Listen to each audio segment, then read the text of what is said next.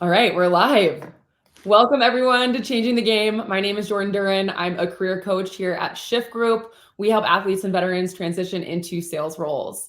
With only 30% of all sales roles being held by women, Changing the Game aims to highlight female sales leaders who are making an impact in the industry.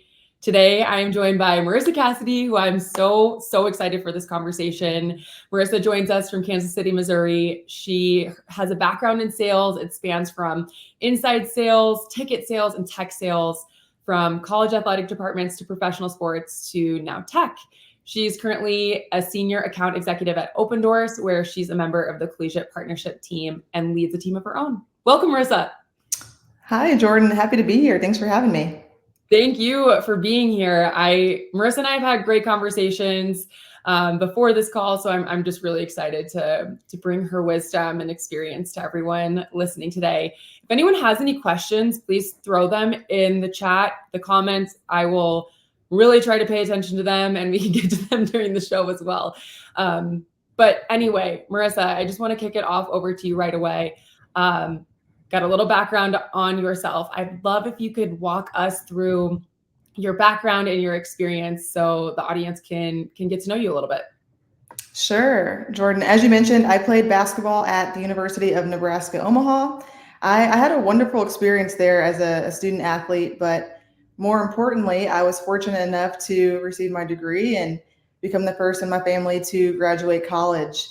My parents separated when I was young, and I figured out pretty early on that if furthering my education was going to be important to me, that I had to get a scholarship. So basketball just so happened to be something that I was decent at growing up, and that kind of became my avenue to being able to go to college, and ultimately one of my biggest accomplishments to date. But fast forward a little bit, I've been in sales for 8 years now. I've had a really unique career journey spanning several different roles, as you mentioned, from ticket sales, inside sales, SaaS, B2B, you name it, and more. Most recently, currently, I'm at Open Doors, where I lead the small college initiative. So my team focuses primarily on the small college market and helping non-Division I athletic departments navigate this ever-changing world of name, image, and likeness, well known as NIL. Awesome. Can you explain a little bit more about just your current role at Open Doors? I know you did a little bit there, but what do you guys do as a company? What are your goals in the smaller college space? Yeah, Open Doors is a sports tech company. The company's been around for over a decade now, and we help both professional and collegiate athletes monetize and maximize their endorsement value. So in my role specifically, we provide SaaS tools to college athletic departments, allowing them to provide NIL resources to their student athletes and to their staff, marketplaces, disclosure tracking, fair market values, content sharing, education, consultation, you name it. When it comes to NIL, we do it. And so my team's job is to go out and work with college administrators and help them understand this space and navigate this space, but also provide those tools to their student athletes and to their staff. Yeah, awesome. Thank you for that summary. It's such a hot topic right now. So I know a lot of people are probably curious about what really that means and the difference you guys are making out in that space. So yeah, certainly it's changing every single day. I'm sure you've seen the various headlines coming out. And so, like I mentioned earlier, we're fortunate enough at Open Doors to have been around for so long. And it's funny because NIL feels so new to most people, to college administrators and things like that. But NIL isn't new. Professional athletes have been obtaining endorsement deals for a really long time. So NIL, it might feel new to a lot of the people that we work with, but it's not necessarily new. It's not new to Open Doors. And so we're able to kind of use that experience that we've gained over time to help consult with a lot of the schools that we work with, from D1 all the way down to junior college. So it's been a ride, but it's been fun to help them navigate this space. That is awesome. I would love if you could share a little bit more about your transition from athletics to your career in sales. Was there really a specific moment or realization that you wanted to be in sales?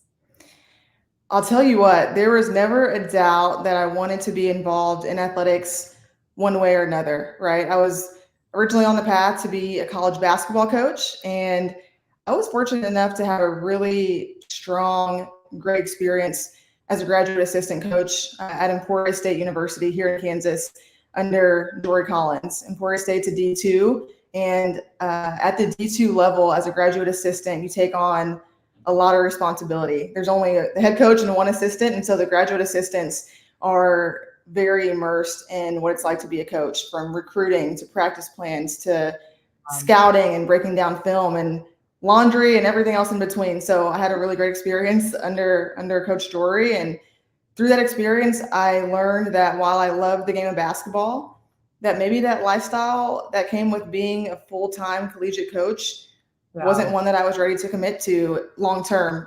But I knew that I wanted to be involved in athletics one way or another. So that allowed me to pivot into the tech space. I landed my first job at Huddle, where I was able to leverage that experience that I had working with film and scouting and breakdown and things like that.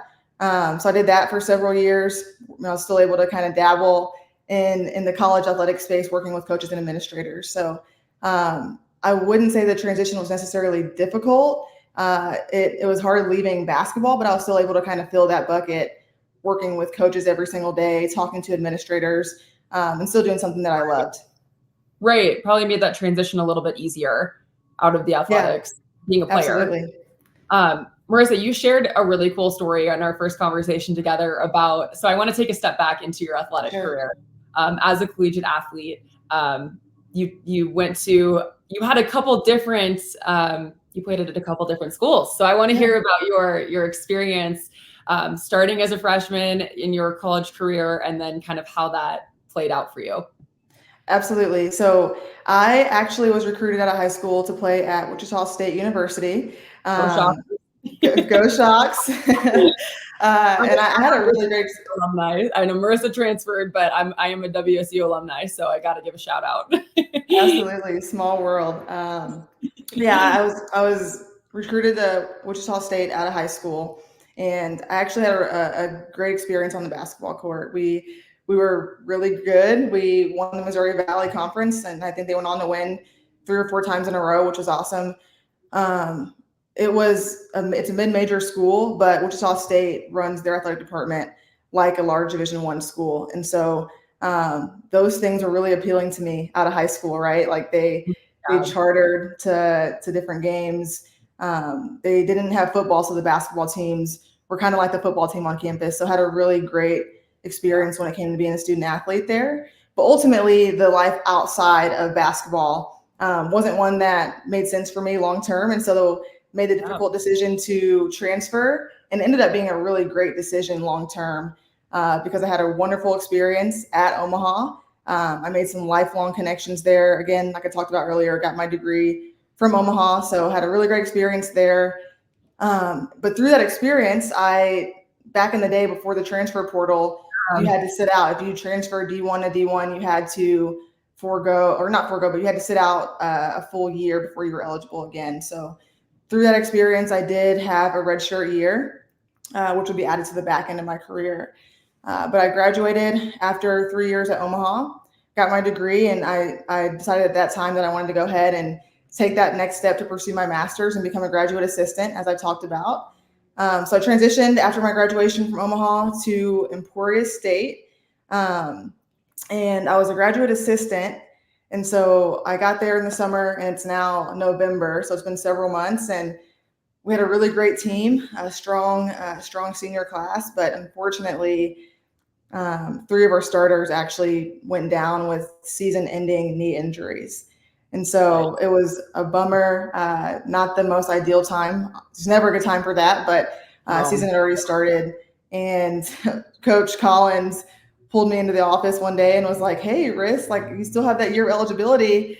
Do you want to lace them back up and play another senior season?" And so I was like, "You know what? Let's do it." And so I went from that coach GA role back into a player role, and actually ended that year as like a dual player coach, which was a really unique experience and ended up being one of my favorite years of college basketball at the end of the day. So a wild ride to say the least, but a really unique college experience, and got to play basketball at a couple different levels. That is so cool, Marissa. Thank you for sharing that story. I think that is just the coolest story. Um, not only dealing with so much uncertainty, but just rising to the occasion. Like you have the opportunity to play again when you thought your career was over. What a cool unexpected twist in your journey. Transferring can be really hard, and I Yeah. think that transferring, especially before the days of the portal, can really set us up for being able to handle some of those uncertainties well or better. Um, but I think a lot of candidates I deal with on a day-to-day basis, they're maybe deciding whether to make the jump into a sales role. They're dealing with Sure. some uncertainty, maybe leaving, whether it's leaving their sport or service for the first time or leaving their current industry for a new one. So I would just love to know how you would encourage some of those candidates who are facing uncertainty and maybe making a change. Yeah, that's a great question, Jordan. I think the most important thing is any time that you make a change or take a leap in your life, whether it's a new job, relationships, anything, it's trusting your gut and doing what you feel is right, and making sure that it aligns with your core values. If you have great leadership, if you are able to maintain the lifestyle that you want to maintain, if you're surrounded by people who are like-minded and who are going to push you and hold you accountable in that certain environment, I think that's the most important thing, is just staying true to what you want, staying true to what your goals are long term. And if you feel like the situation that you are entering is going to nurture those different things, then I think it's worth taking the jump and making that leap, and giving you the peace of mind that regardless of what happens long term, that you can feel good about that decision. So anytime that I make a change in my life, anytime that there's an opportunity to do something different, I just kind of ask myself if it aligns with what I want to do going forward, if I'm surrounded by people who are like-minded, and if it's just going to make sense for me in that moment, but also in long term. Yeah. Yeah, that makes a lot of sense. Um, Sounds like you mentioned core values being a big piece that guides your decisions. I would love to know maybe how your background in athletics has influenced your not only your core values, but then your approach to sales and leadership. Yeah, I'd say college athletics and athletics in general plays such a large role in who I am and how I approach sales and leadership.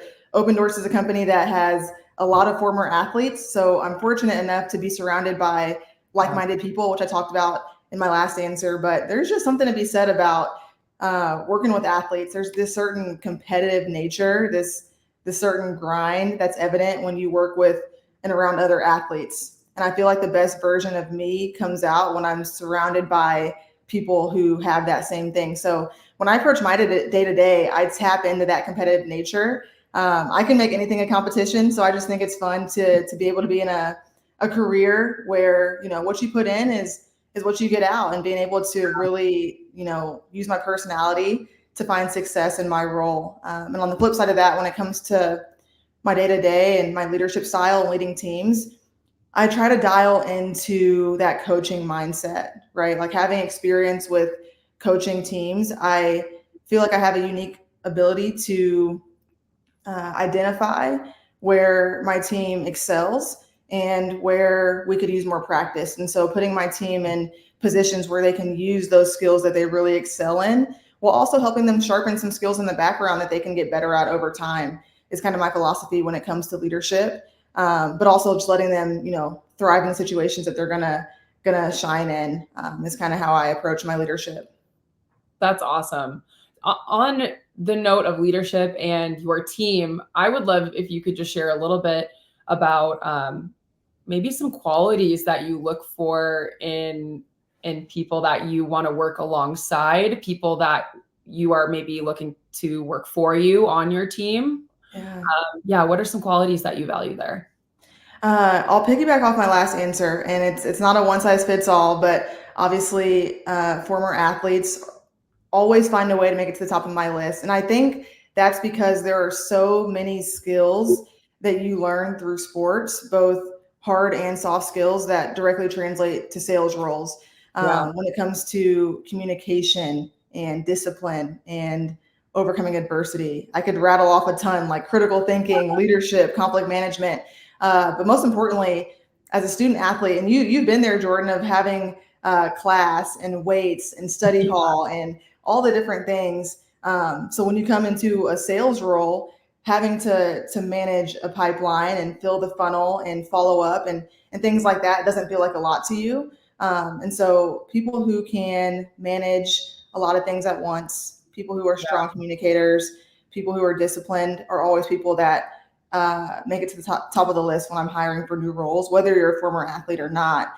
Those are some of those intangible things that you can't teach someone discipline. You can't teach them how to overcome adversity with their head up. So those are some of the things that I look for in candidates. And again, athletes tend to have those naturally, but even if you're not a former athlete, those are some of the things that stand out in interview processes. Yeah, 100%. That's part of what the reason that we serve athletes and veterans at Shift Group is because we believe that those are innate qualities that they're acquired through years and years of that discipline and hard work and accountability. And they have the makeup that, or the background that can make them successful. It's about applying those skills in a professional world or professional setting now. Yeah, that's awesome.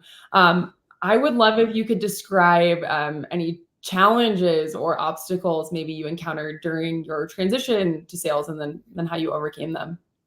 Yeah, I think one of the biggest challenges, and not just for me, but the biggest challenges in sales in general, and the reason that we're on this show today is that there aren't many salespeople who look like you and me in this industry. Women, specifically Black women in sales, isn't something that I see often. There's not a lot of sales leaders who look like me that I can lean on and be a mentee to, or be have mentor me. So kudos to you, Jordan, for amplifying different voices of sales leaders and sales professionals in this industry. But truly, as I grow in my career, that's something that I want to make a priority, is helping other young women and young brown women find roles in tech and sales and in the sports industry in general. So I don't know that I've overcome that challenge. Every time I walk into a room, every time I walk into a pitch, there's people who don't look like me. There's not a lot of women. There's a lot of male voices.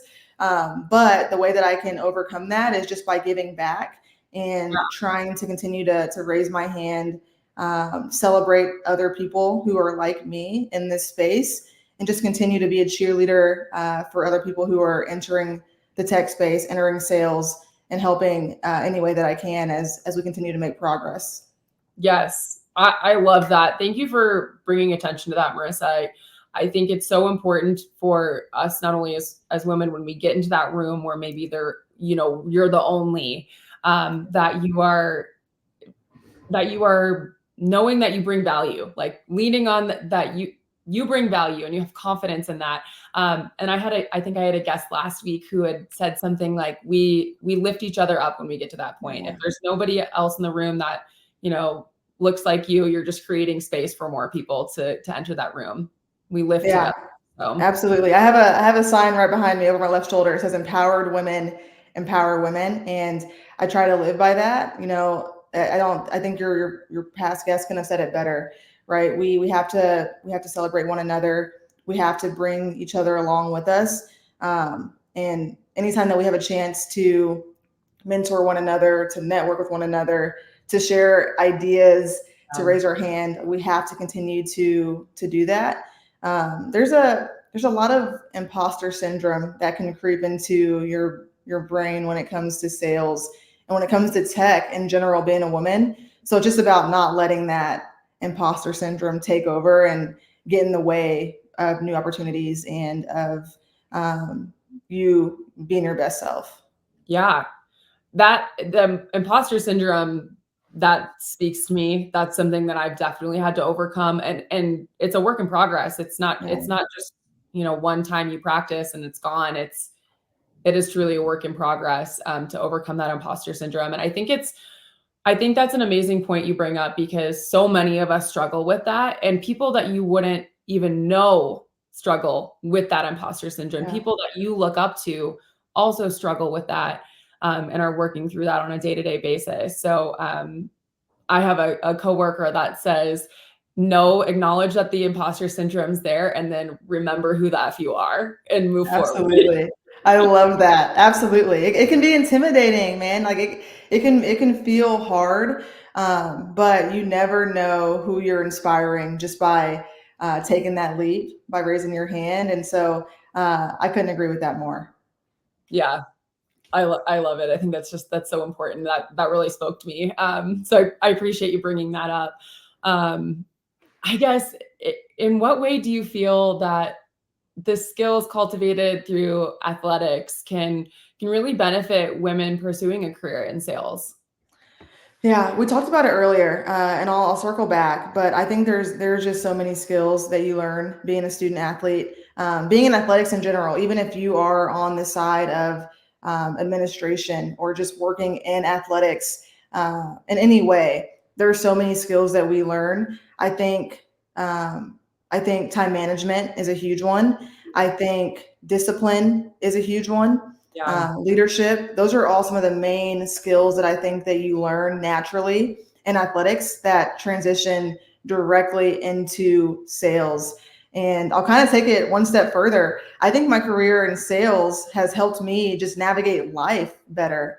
When I go and I buy a new car or I buy a house or I'm just I feel like I find myself negotiating in random times in my life. I just moved to a new city and or a new part of Kansas City, and I found myself kind of negotiating my gym membership of like, well, can I get this or can I get that? And so you just find yourself being confident in different situations and using the skills that you learned in athletics and that you practice in sales, and you see those transition into your everyday life. So it's been kind of a full circle moment for me being in sales.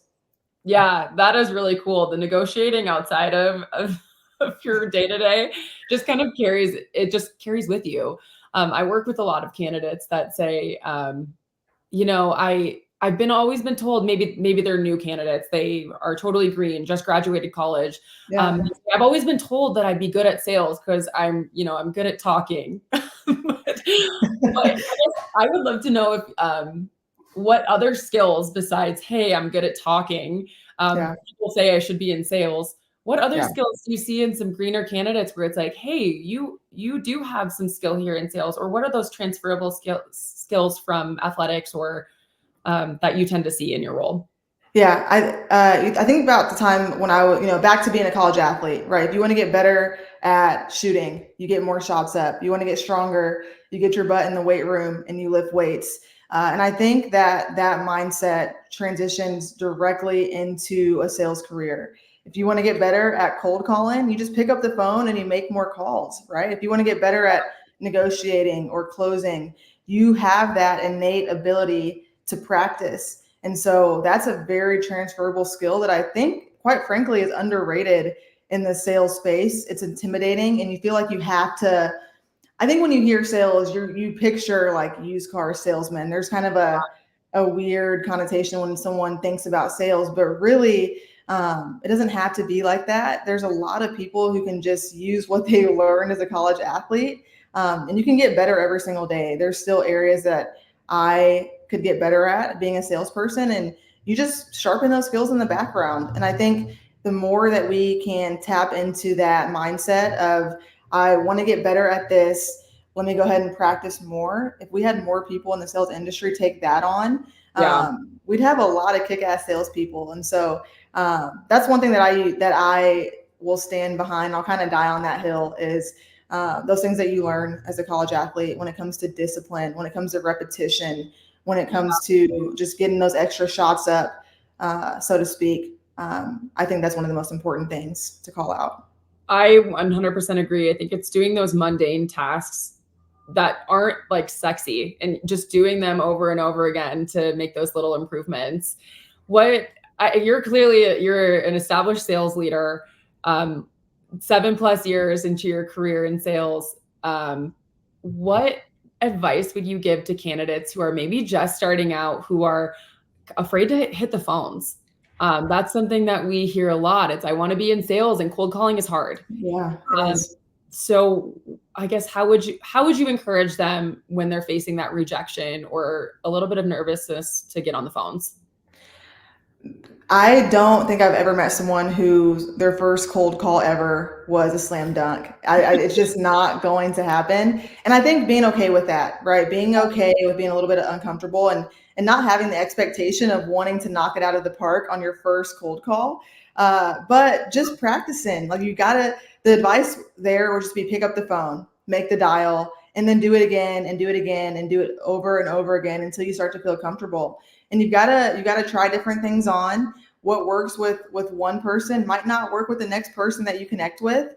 It's just a Yeah. matter of being confident in your process, being confident in the discovery or strategy that's been outlined for you by your leadership, Yeah. and understanding that it won't be perfect the first time around, and not having any expectation necessarily for that first one, but being willing to get better. There's a lot of technology out there that you can record your calls and you can listen back and you can lean on others around you Yeah. who are really great at cold calling. I know a lot of people who are superstars when it comes to picking up the phone and making a cold call, and so just surrounding myself by those people and having them listen to my calls and give me feedback. But the advice again is it's not going to be perfect. Just pick up the phone and make the first one. Yeah. I think, yeah, that is great advice. Heavy on the find what works for you. Like Yeah, what works for the person next to you might not be authentic to you. I think right. finding that authenticity in your sales strategy is so important too. Yeah, absolutely. I think authenticity is important in every aspect of your career. If you feel like you're not being yourself, it's probably a good time to kind of look in the mirror and ask yourself if you're in the right position, in the right environment. And you always want to be somewhere where you feel comfortable and confident in who you are, and be able to lean into that a little bit. Yes, authenticity. I love it. That's if it's yeah. That's another piece that I could probably go down a road on the authenticity piece, but don't want to get us too far off on a tangent. Um, really, Marissa, I know we've got a couple minutes left here, so I think it's really easy for us as former athletes. We put our identity in our sport, right? And then when we transition to a role, a professional role, sometimes it's hard not to get caught up in making that your identity as well. So I would like if you could just share with anyone listening what fills your cup outside of athletics and your 9 to 5. What because that's not because your job as an athlete, Yeah. as a salesperson, it's not a complete look at who you are as a person. So I would love to know what fills your cup outside of that. Yeah, I talked about it earlier. I am a very competitive person. So what fills my cup outside of basketball, outside of work, is a good old game night with my siblings, getting competitive, any type of game, cards, board games, you name it.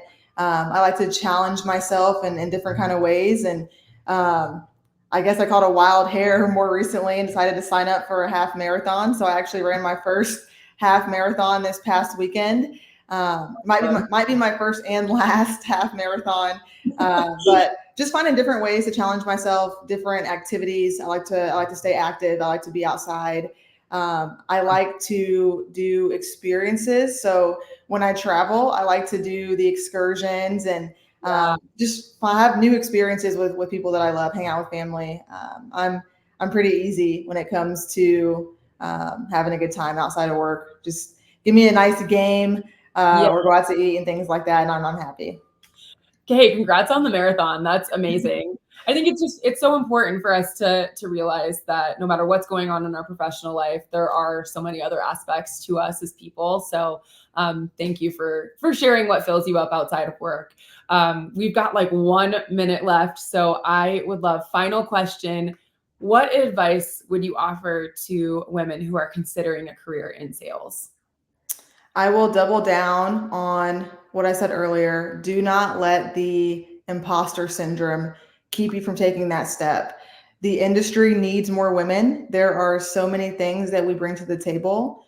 We have earned and we deserve a seat at that table, and it can be intimidating, but do not let the imposter syndrome creep in. The more voices and the more women that are in those rooms, the more that we can lift each other up. So don't let the imposter syndrome creep in. Submit the application, and there's going to be at least one other woman there that will help lift you up along the way. Amen. I love it. Marissa, thank you so much for your time today. Can I encourage anyone to connect with you on LinkedIn or reach out if they have any questions for you? Please do. Please feel free to connect with me. Shoot me a note. Don't be a stranger. Happy to share more about my journey, and would love to learn more about yours as well. Awesome. Thank you so much, Marissa. Thank you everyone for listening today. I'm Jordan. Marissa, thank you again so much. Really appreciate your insight.